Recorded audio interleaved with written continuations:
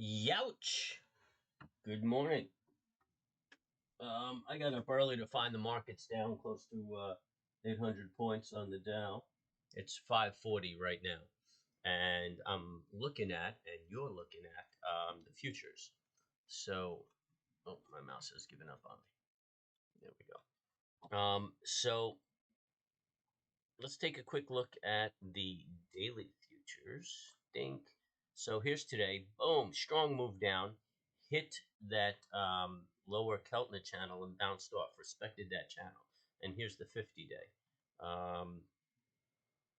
Another 40 points below it. But it kind of respected that. And if you look at the 120s, the bar's still got some time to close. But look at these bottoming tails it's putting in. Now, that was a pretty strong move down, and it's probably going to take a little energy to turn that around. But I wouldn't be surprised if we came back up to 665 area before the open. So what has happened is another variant of the COVID virus was found over in South Africa, and the World Health Organization is having a look at it. And yet, they mentioned that it has 30 variants to the spike protein. So they really, it's a small outbreak. They found a little bit. They found a little bit in Hong Kong too. One or two people, actually, I think they caught one cat that came back from South Africa. A couple of countries put South Africa on lockdown as far as traveling into their country. So they banned the travel. U.S. might do the same, just until they get a handle on what's going on with this variant. They found the variant and they're researching it. They have no idea if it sidesteps the vaccines and things of that nature. So this is a knee-jerk reaction to it. And quite frankly, from what I understand with the mRNA, I believe it is, the manner in which they're making the vaccines, they could turn around and bang out a booster for this if it was an issue. So really, I don't think this is an issue. And they find variants all the time. It's just this one had a lot of mutations, so they said, okay, let's take a look at this. Let's study this one. They haven't determined if it's one of interest or caution. I know they have two categories in which or two topics or titles which they categorize it as. But yeah, nothing's come of it. It's a little sensationalism, and the reports are interesting because if you look at CNBC, they sensationalize it and make it look horrific, and you look at Reuters, which is a more intelligent news reporting agency, and they just say that there's a variant found, and they're taking a look at it, and they don't sensationalize the situation.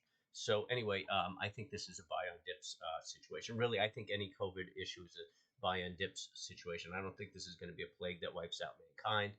I don't think we're locking down any major economies anymore, although I guess Germany is looking at it, but they don't want to. I mean, these variants are going to keep popping up until we can vaccinate third world countries. And that's where it keeps happening because they don't have the vaccination policies that we do. So these diseases have the opportunity to mutate.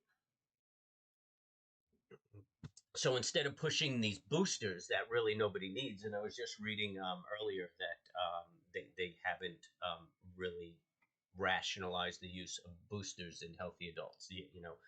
Immune compromised people or high risk individuals like the elderly, they say that it makes sense.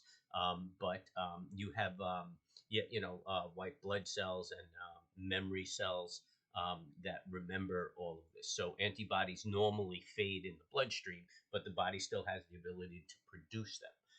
As soon as you catch a cold, your body will produce them as long as you have a healthy immune system. So what they should be focusing on, in my learned opinion, and I say that sarcastically because I'm really speaking out of school, but what they should be focusing on is inoculating or administering the vaccine to third world countries and getting those populations vaccinated so that they don't keep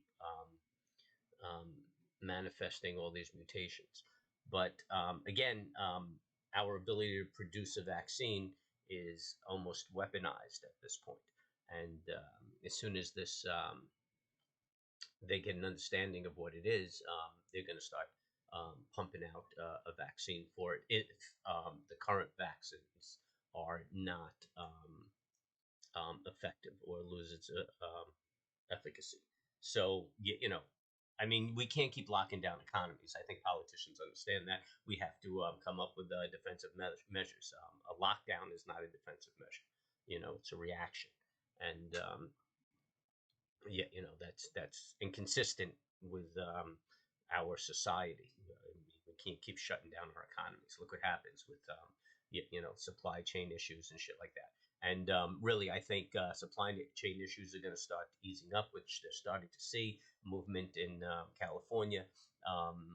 I think that the European countries, who are socialist countries and ridiculous, are going to lock down and cause sort of a deflationary issue, not issue, but deflationary effect, and ease up our inflation issues. So, as far as investing goes, I'm all about buying these dips. As far as trading, I mean, you just have to trade the day and see how the day goes. I mean, this could trigger tons of algorithms at the open of the market and send this baby down. And the problem is, there's no traders out there. Although the algorithms might create volume, but the lack of traders would reduce volume. And then if the volume dies off and the algorithms find that the movement is based on its own volume, the algorithms will shut off and then this market will snap back. So we'll watch it. We'll see what goes on. Um, I'm expecting a snapback off of this. I think it's too reactionary, and we got to get a few intelligent people out there talking. Yeah, and Gottlieb or Fauci will come out and say, listen, variants all the time. There's nothing saying that this is a problem. We'll look at it. We'll let you know. And I think that that people will get more comfortable. So I think this is a socialist reaction to a situation. Anyway, that's my spiel. Check me out at 9:30. I'll be streaming. Um, hit the subscribe, hit the bell, hit the like, and good luck trading.